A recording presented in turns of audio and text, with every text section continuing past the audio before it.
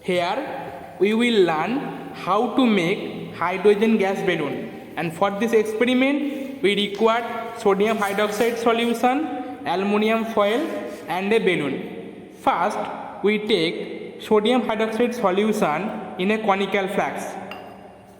Then I take aluminium foil and add this sodium hydroxide solution. Now I take a balloon and cover the mouth of the conical by this balloon.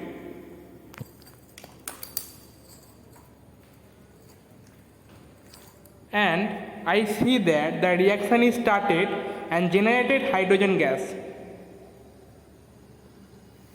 And now I see that nice results. Wow!